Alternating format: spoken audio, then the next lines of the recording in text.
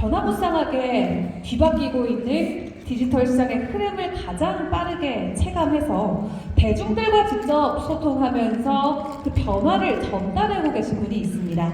유명 유튜버의 시선으로 미래를 이야기하는 시간 다음 강연으로 준비해 봤는데요. 과거에는 중앙일보 경제부 기자에서 기자 출신으로 시장 흐름을 깊게 전달해주고 계신 분입니다. 또 여자 재테크 쇼핑하듯 즐겨라의 저자이시기도 한데요. 고란 대표님께서 앞으로 우리가 앞으로 무엇을 하면 좋을지 오늘 인사이트 함께 나눠주신다고 합니다.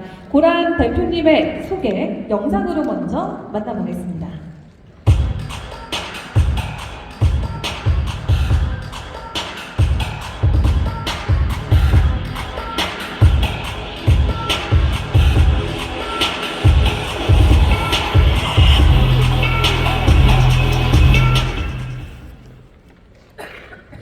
네, 저도 알고란 채널 이미 몇 년째 구독을 하고 있고 정말 많이 배우고 있는 채널인데요. 오늘 고란 대표님께서 이것 가운데 함께 해주셨습니다. 여러분 큰 박수로 무대 위로 모셔보도록 하겠습니다.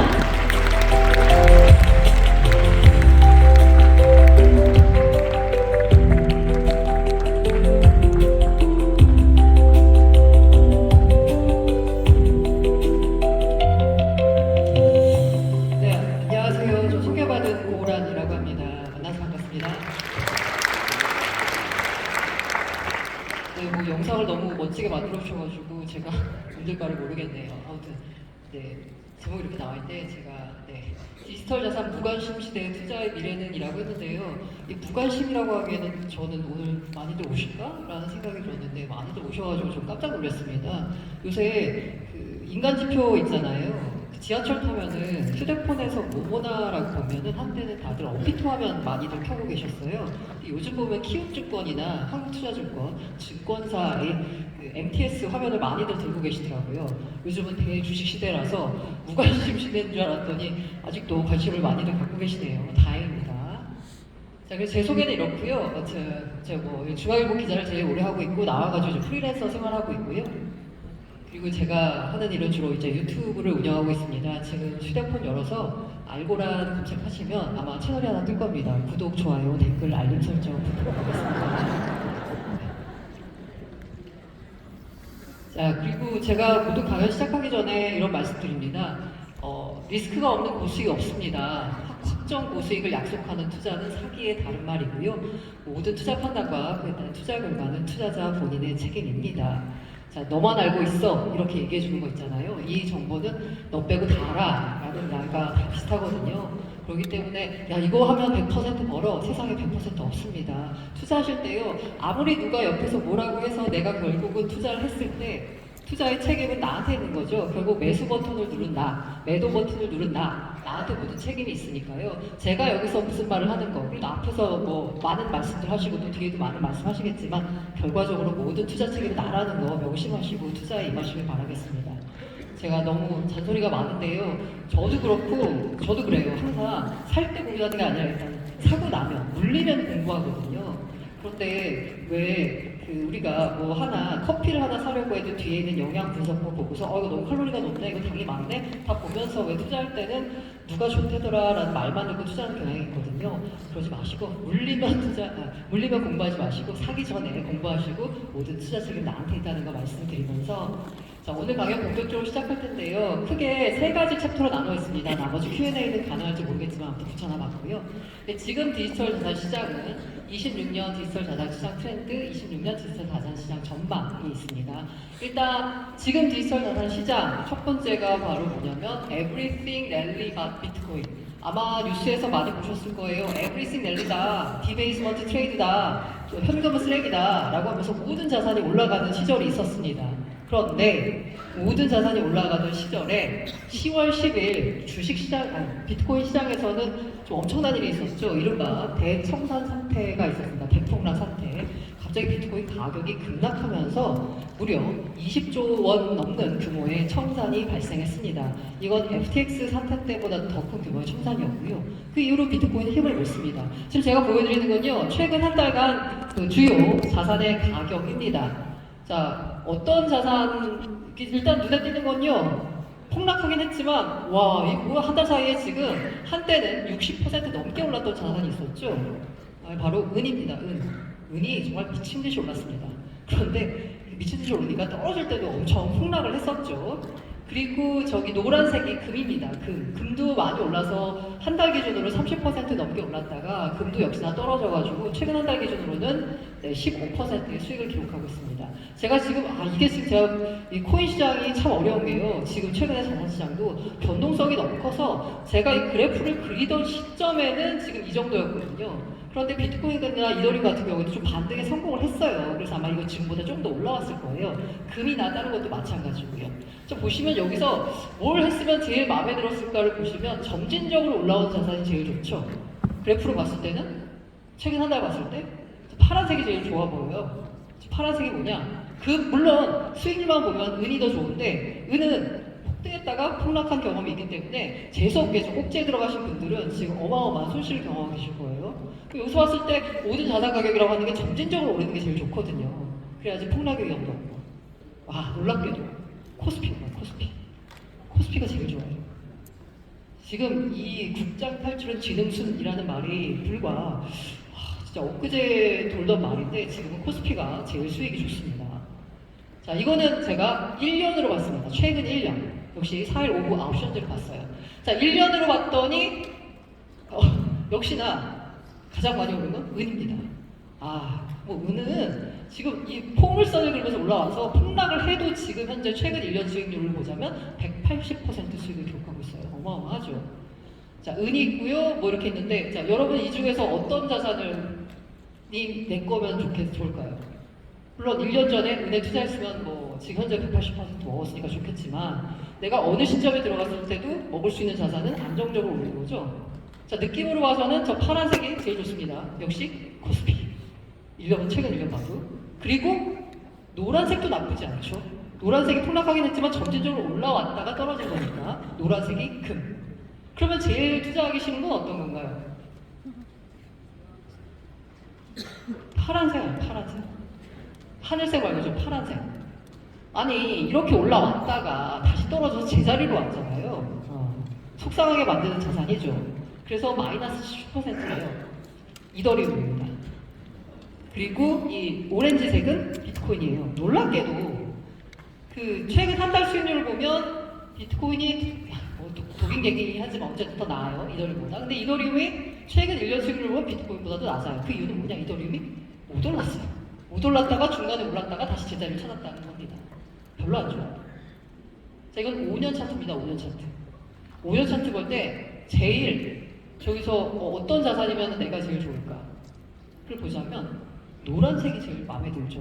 점진적으로 쫙 올라갑니다. 물론 저 회색 선도 있는데 회색 선도 막 왔다 갔다 하다가 최근에서야 이렇게 급등을 한 거잖아요. 네. 노란색이 바로 금입니다. 금. 그리고 여기서 제일 제가 봤을 때 이거 다 지표 지워놓고 어떤 자산이 제일 짜증나냐라고 생각하면 아마 파란색일 것 같아요.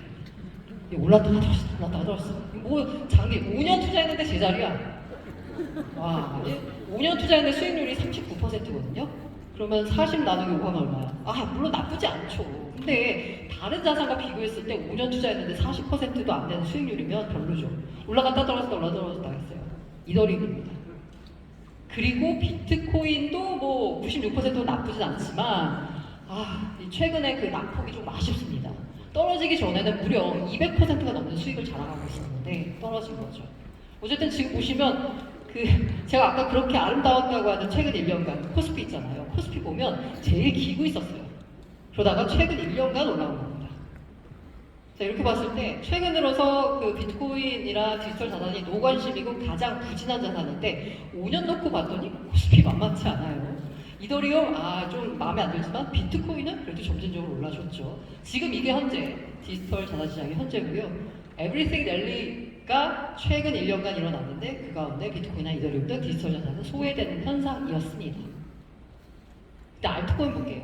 알트코인은 제가 여기서 보면 이 보라색 있잖아요. 이 보라색이 뭐냐면 세상에 있는 코인 가운데, 세상에 있는 코인은 아니고, 그러니까 중앙화된 거래소에 2군데 이상 상장된 거를 정보를 모으는 코인게코라는 사이트가 있거든요. 거기서 코인을 2군데 거래소 이상 상장되면 자기네 사이트에 등재를 시켜요.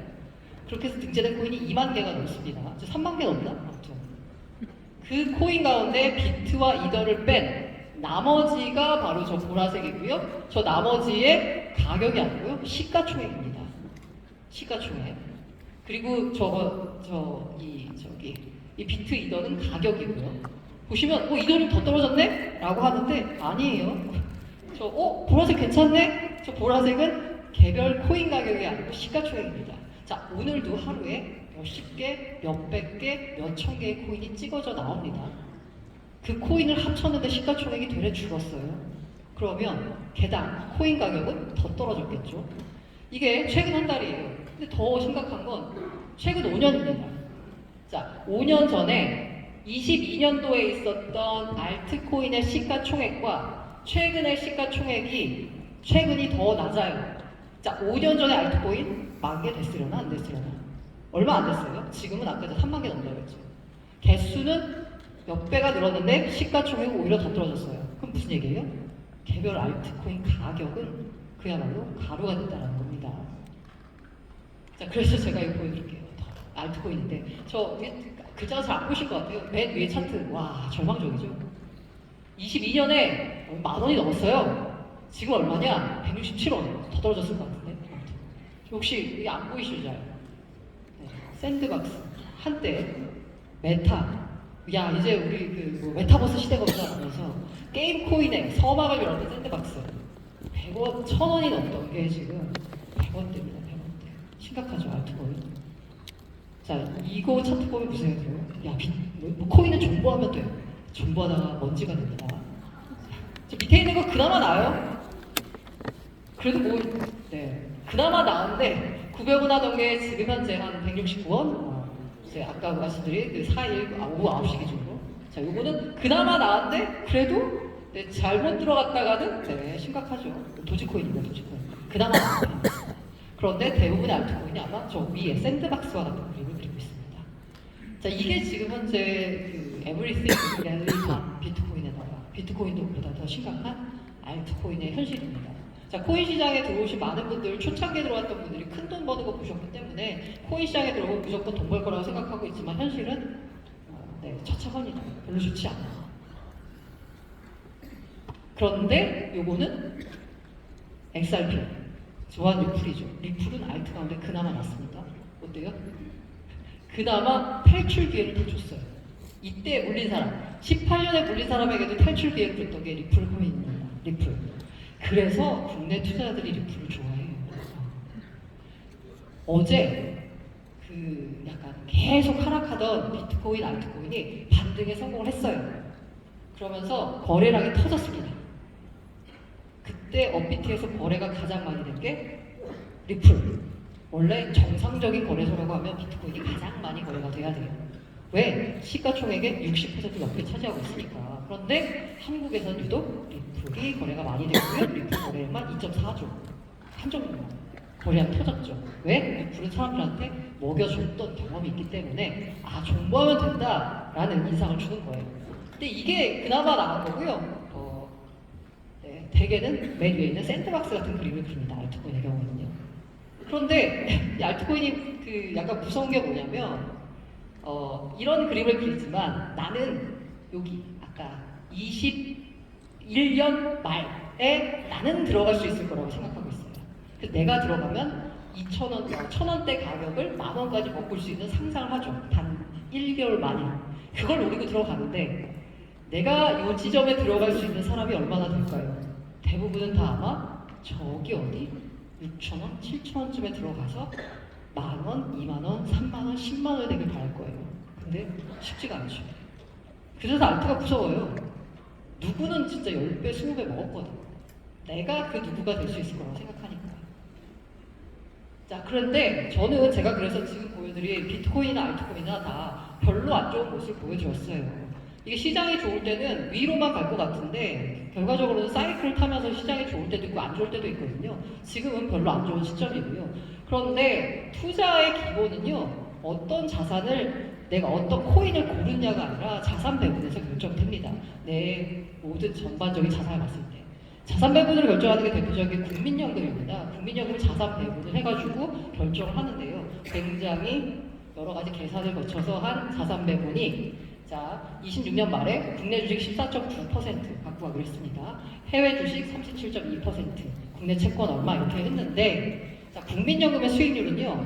내가 국내 주식 중에서 삼성전자를 투자할 것인지 SK 하이닉스를 투자할 것인지 해외 주식에서 엔비디아를 살 것인지가 아니라 이 자산 배분을 하는 순간 대부분 결정이 됩니다. 90% 이상이.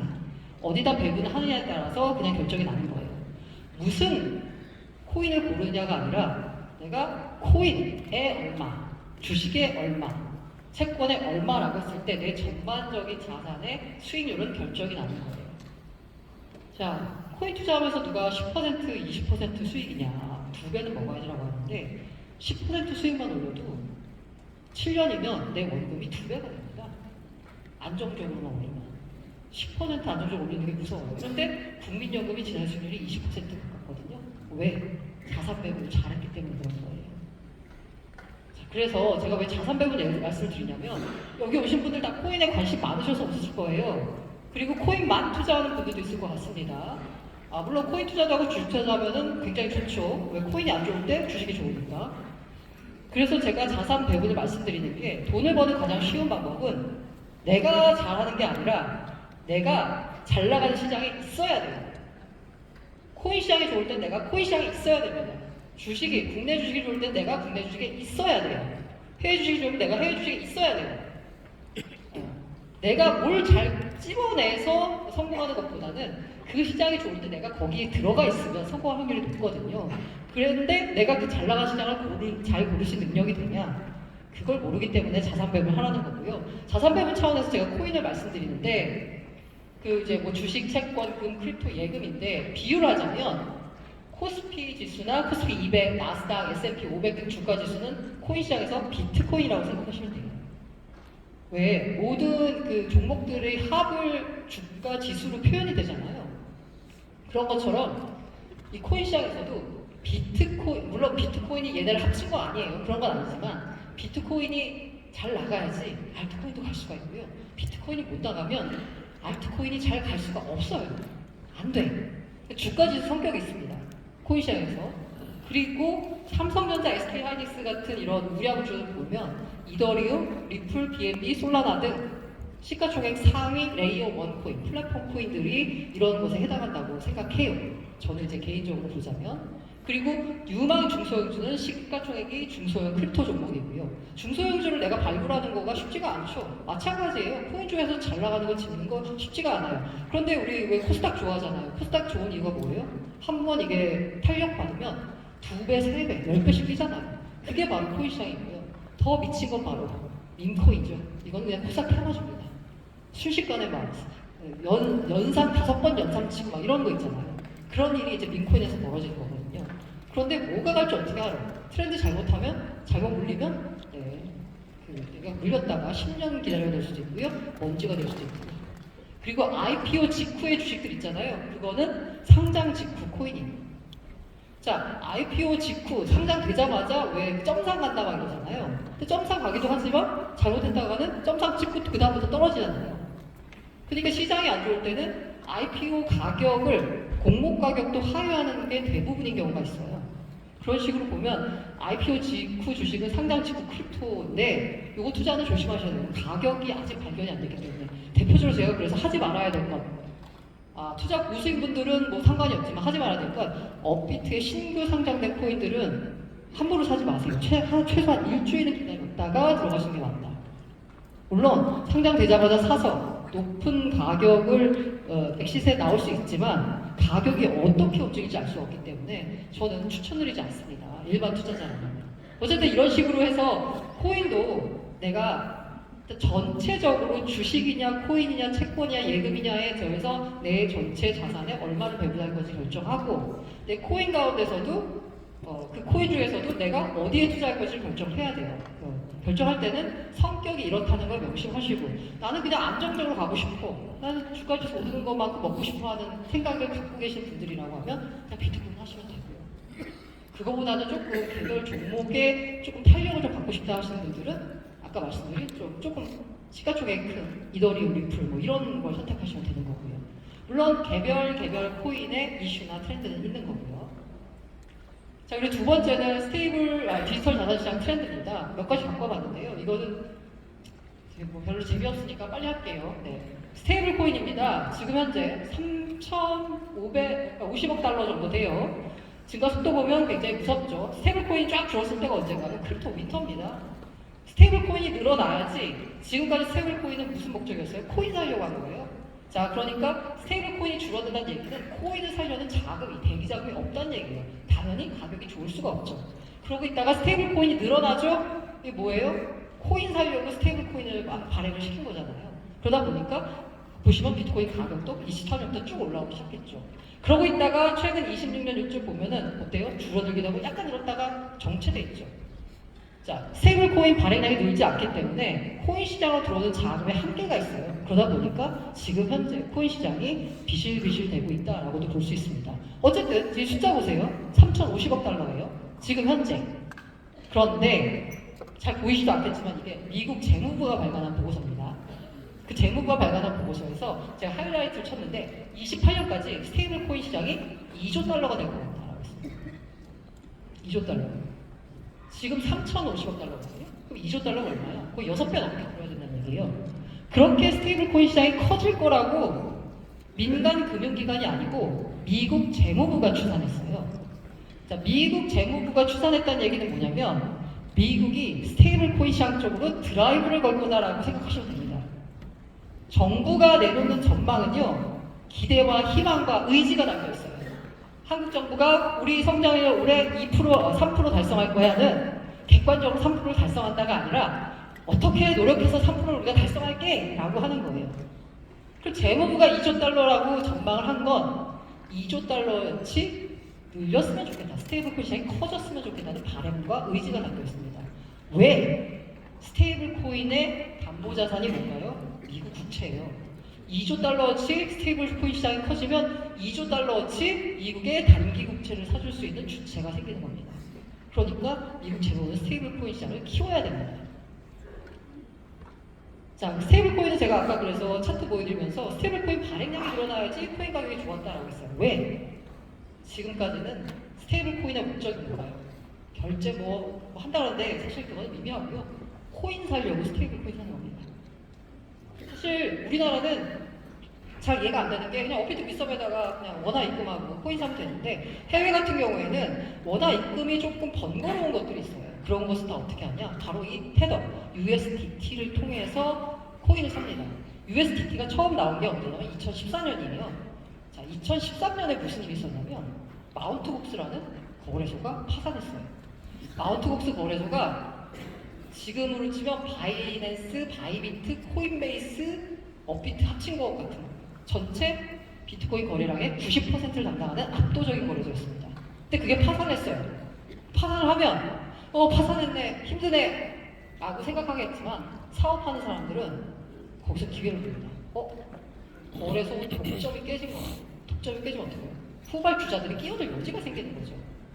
그때 그 끼어들 여지가 생긴 그 거길 파고든 곳이 바로 비트파이넥스라는 거래소입니다. 그 비트파이넥스가 자기들의 점유율을 늘리고 싶어. 어떻게 늘리지? 거래를 편하게 해주면 되겠다. 그래서 만든 게 바로 테더입니다.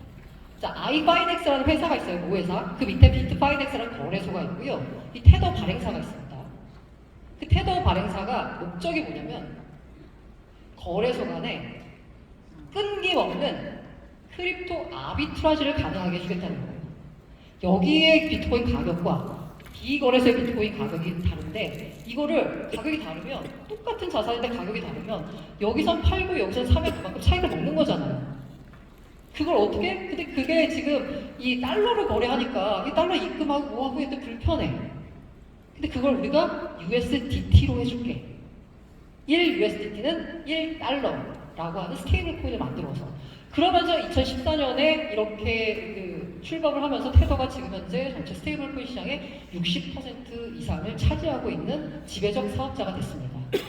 그렇게 해서 지금까지 올라온 게 바로 3천억 달러예요. 스테이블 코인. 그런데 이게 28년까지 2조 달러가 되려면 뭐가 필요해요? 코인만 거래해서는 2조 달러 만들 수가 없어요. 그럼 어떻게 해야 되나? 스테이블 코인을 결제를 접목을 시켜야 되는 겁니다. 그래서 결제를 접목시키는데 문제는 뭐냐면 그래서 이제 지니어스법이라고 스테이블 코인 법안이잖아요. 그것도 앞에 보면 그냥 스테이블 코인이 아니라 페이먼트 스테이블 코인입니다. 정확히 말하면.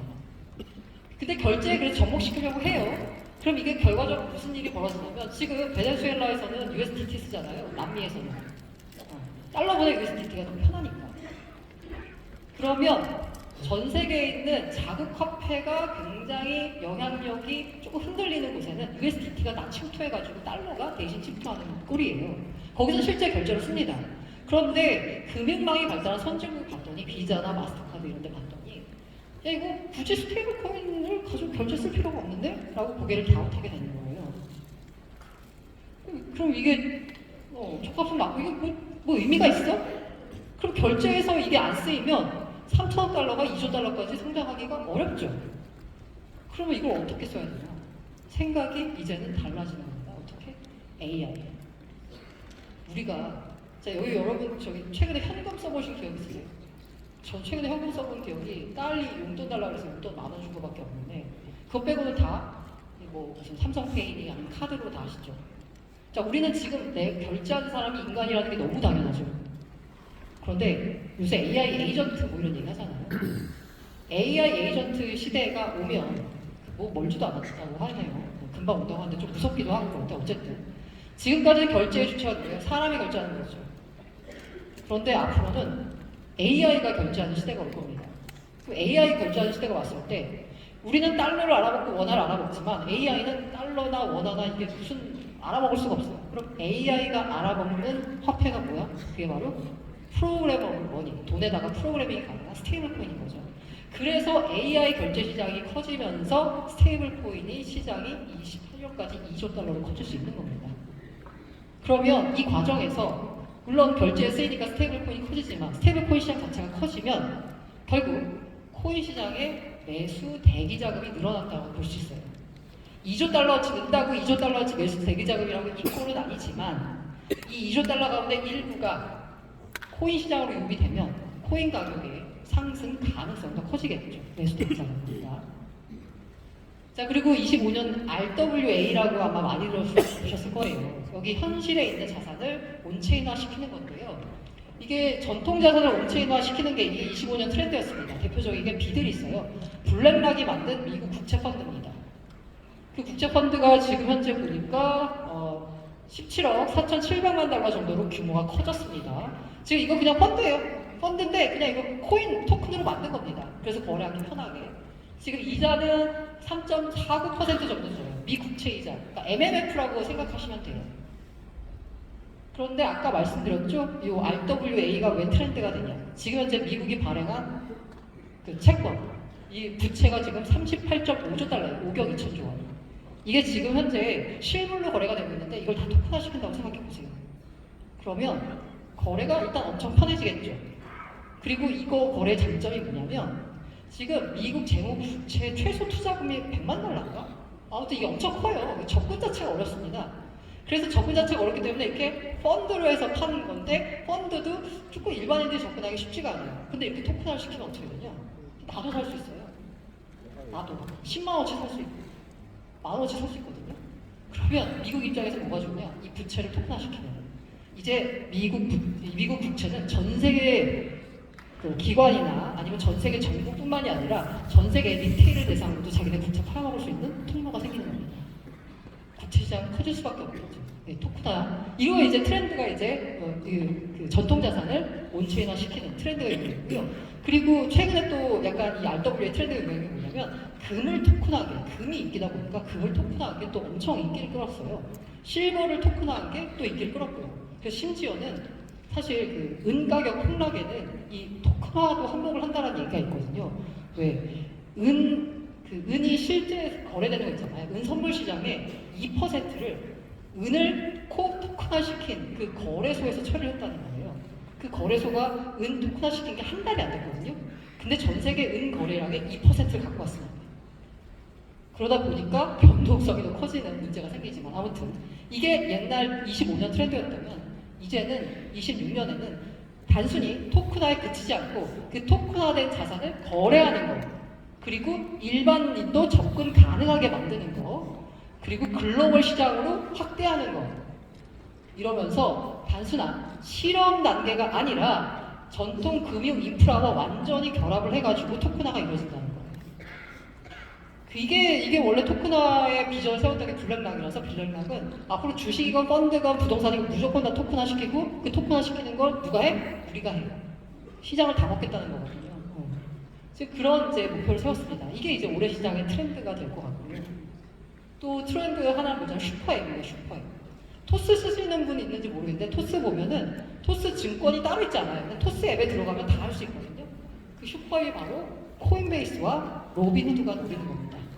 자, 로빈후드는 원래 주식하던 곳이었어요. 로빈후드는 우리로 치면 키움증권이에요. 개인들 거래하는. 그리고 코인베이스는 우리 치면 업비트 정도 돼요. 그런데 토큰화 시키면서 로빈후드는 코인까지 다 끌어오겠다라고 하고 있는 거고, 코인, 그래서 이 부동산을 코인화한 거, 금을 코인화한 거, 이걸 다 로빈후드가 혼자서 다 하겠다. 그 요새 뭐 예측 시장이라고 유명한 거 있잖아요. 뭐 이번 연준의장 누가 될 것 같아? 라고 이제 베팅을 하면 그에 대한 배당을 받는 그 예측 시장도 다 하겠다. 코인베이스 마찬가지로 우리가 코인베이스 앱 안에서 코인 거래, 주식 거래, 그리고 뭐 예측 시장, 그리고 뭐 거기서 소셜 파이라고 그래서 거기서 막 그 SNS도 하고 이런 거 다 하겠다라고 목표를 세우고 있어요. 슈퍼 앱이 아마 나올 것 같고, 그에 대한 경쟁이 지금 현재 치열하게 이루어지고 있는 거고요. 저는 이 슈퍼 앱 관점에서 봤을 때 업비트랑 네이버가 합병을 했잖아요. 그러면 업비트랑 네이버랑 합병해서, 네이버 페이죠 정확히 말하면, 합병을 해가지고 거기서 뭔가 슈퍼 앱이 나와서 그 앱, 업비트 앱 하나에서 결제도 되고, 주식 거래도 하고, 코인 거래도 하고, 부동산을 토큰화한 것도 거래하고, 이런 슈퍼앱이 탄생할 거라고 보고 있습니다. 그리고 4년 주기론의 균열이에요. 4년 주기설 우리가 철석같이 믿었고요. 지금도 보자면 4년 주기 맞는 거 아니야 라는 얘기가 나오고 있습니다. 일단 그래프로만 놓고 보자면요. 4년, 코인 역사가 얼마 되진 않았지만 4년 주기설이 정확히 맞았습니다. 3년 오르고 1년 고생하고, 3년 오르고 1년 고생하고, 이렇게. 그러면 올해는 고생을 해요. 네, 그렇기 때문에 시장이 좋지 않다고 하는데, 사실 4년 주기설 깨졌다는 얘기가 많거든요. 자, 왜냐하면 이 지금 모든 그 기관들에서 4년 주기설은 깨졌다고 해요. 4년 주기설은 출발이 반감기였거든요. 그런데 반감기가 의미가 없어요. 왜냐하면 시장에서 더 이상 공급보다는 수요가 더 중요한 시장이 됐기 때문에요. 이미 공급량 우리 캘 거 다 캤어요. 1,900만 개 캤습니다. 남은 게 별로 없어요. 공급이 시장에 미친 여파는 크지 않기 때문에 깨졌다는 얘기를 하고 있고요. 그리고 알고 보면은 4년 주기설도 결국 반감기가 아니고, 미국의 금리 인상 사이클에 따라서 결정된 거 아니냐는 얘기가 나오고 있어요. 그렇게 따지면 지금 현재 금리를 낮추고 있는 단계잖아요. 낮추고 있는 단계에서 과연 폭락이 나올까? 라는 얘기가 이제 나오는 거죠. 자, 그런데 약간 지금 현재 4년 주기설 또 맞지 않고 이상한 게 뭐냐면, 아니 이게 미국 M2거든요. 글로벌 M2거든요. 초록색 선이. 그러니까 전 세계 돈이 얼마나 풀렸나를 나타내는데, 전 세계 돈이 많이 풀렸으니까 자산 가격이 올라야 돼요. 그래서 에브리싱 랠리가 나왔던 겁니다. 그런데 비트코인만 돈이 이렇게 풀리는데 가격이 떨어지는 이상한 현상이 펼쳐졌고요. 이게 벌써 4년 주기론의 균열이라는 거예요. 그러면 이제는 4년 주기설이 아니라 무슨 미국이 정책을 취하느냐, 무슨 뭘 발표하느냐, 연준이 금리를 낮추느냐, 이거에 따라서 가격이 움직인다라고 봐야 될 것 같습니다. 가장 궁금해하시는 그래서 디지털 자산시장 전망, 당연히 비트코인 할 거고요. 그 다음에 이더리움 하는데, 여기 주최 측에서 특별히 리플을 부탁하셔가지고 제가 리플도 했는데, 제가 리플을 잘 모르지만, 네. 자, 저는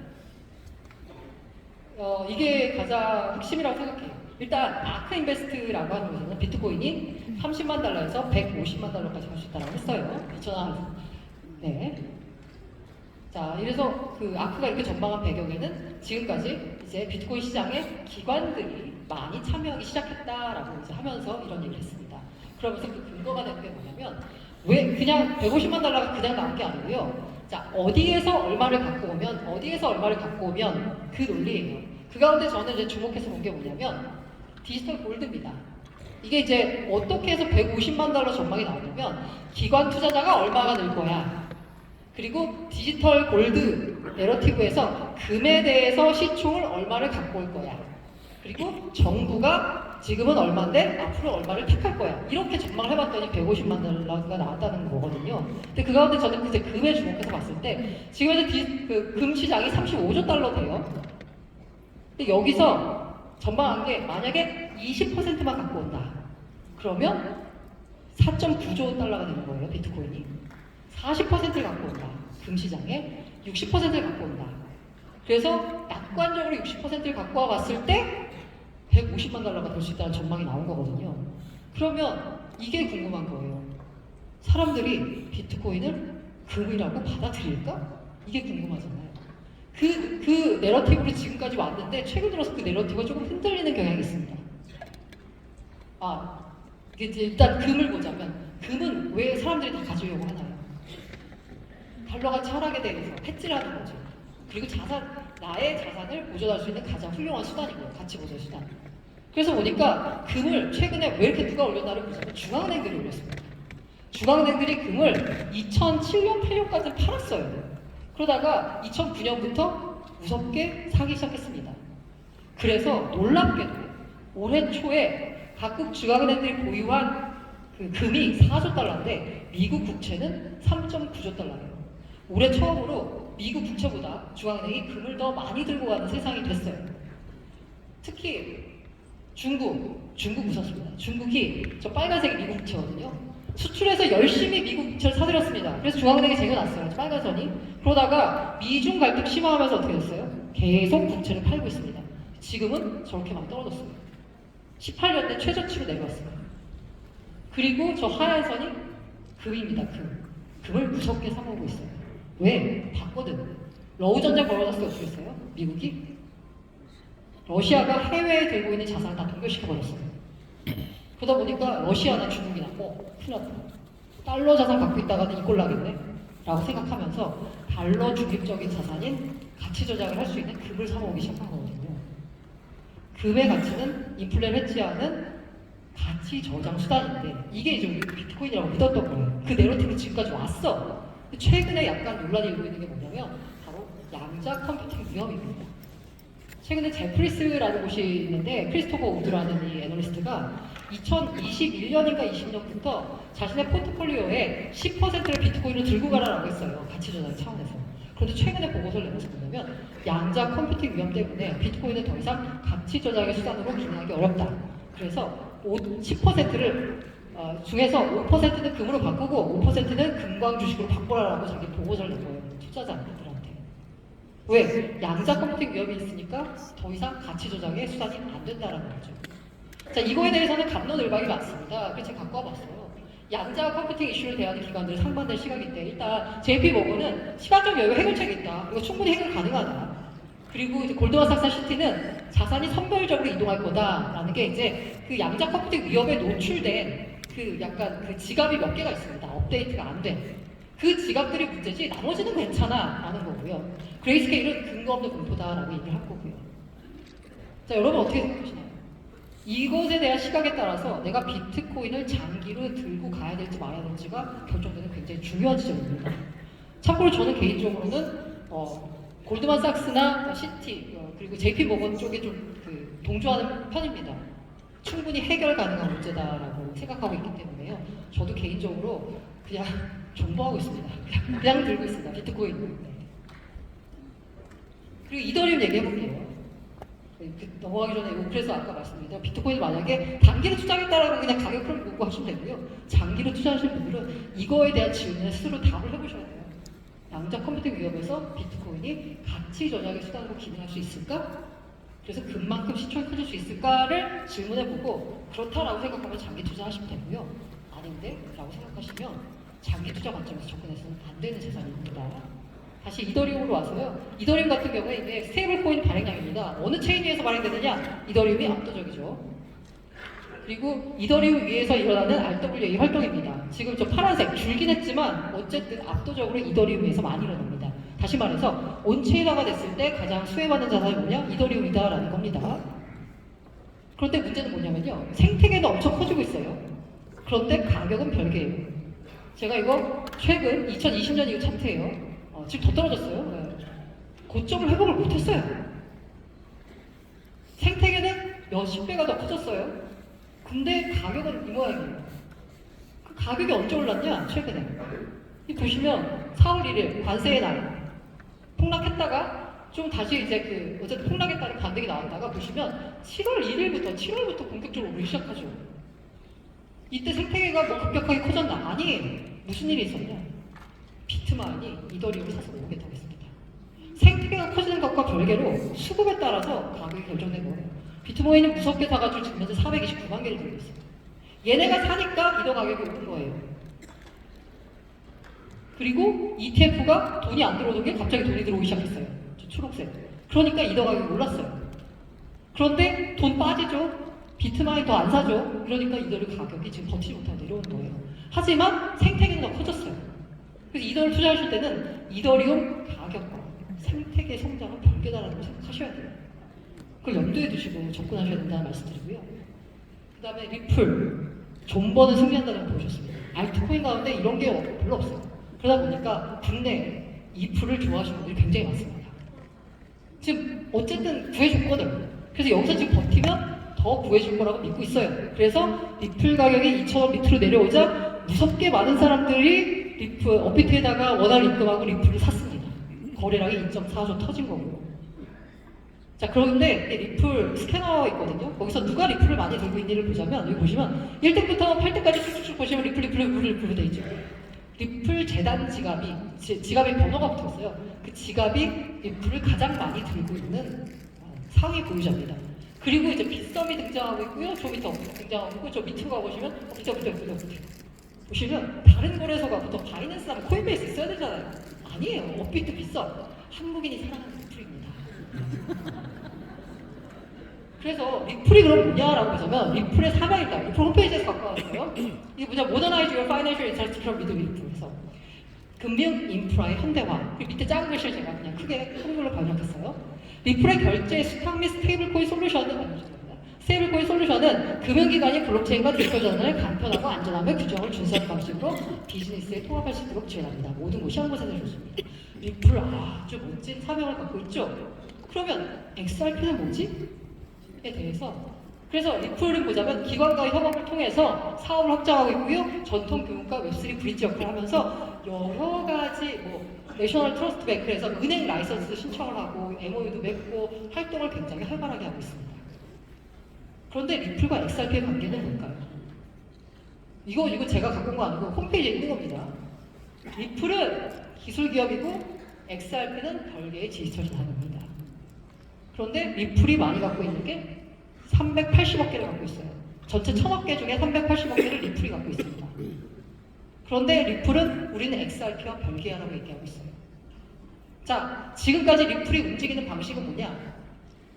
XRP가 움직이는 방식은 리플에서 뭔가 좋은 일이 있어. 그럼 XRP 가격이 올라요. 그리고 리플에 뭔가 안 좋은 일이 있어. 그럼 XRP 가격이 떨어집니다. 그런데 리플과 XRP 가격은 별개예요.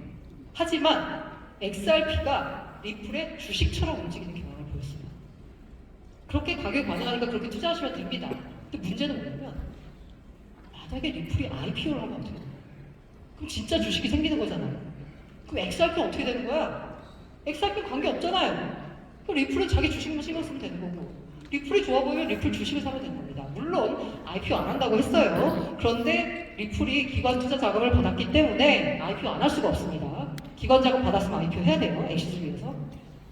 그러면 어떻게 생각하세요? 이거 염두에 보시고 리플 투자하시면 투자하셔야 돼요. 리플이 IPO하면 XRP에 좋은 거야, 나쁜 거야? 자, 나쁘다라고 생각한 쪽이 있어요. 앞서 말씀드린 대로. 지금까지는 XRP가 리플의 주식이었는데 이제는 아니네?가 되니까 나쁘다라고 생각하는 쪽이 있고요. 반대도 있습니다. 왜? 아까 보여드렸죠? XRP를 가장 많이 들고 있는 게 리플이에요. 그 리플의 주식 가치에 XRP의 가치가 들어가 있습니다. 그러면 리플 입장에서는 자기 시가총액을 주가를 높이려고 하죠. 그럼 어떻게 해야 돼요? XRP 가격이 올라줘야 되는 거예요. 그렇기 때문에 오히려 IPO를 하게 되면 XRP 가격에 더 신경 쓸 거다라고 해서 IPO가 호재다라고 분석한 적이 있습니다. 자, 리플 투자하실 때는 이걸 생각하셔야 돼요. XRP를 투자하실 때는 리플이 IPO를 하게 되면 이게 리플에 XRP에 좋은 거예요, 나쁜 거야?를 스스로 질문해 보시고 판단하신 다음에 투자하시길 바랍니다. 자, 그래서 지금까지 이제 했고요. 제가 시간을 좀 넘겼는데 아무튼 경청해 주셔서 감사드리고요. 알고라는 여러분의 성공 투자와 행복 투자를 바랍니다. 감사합니다.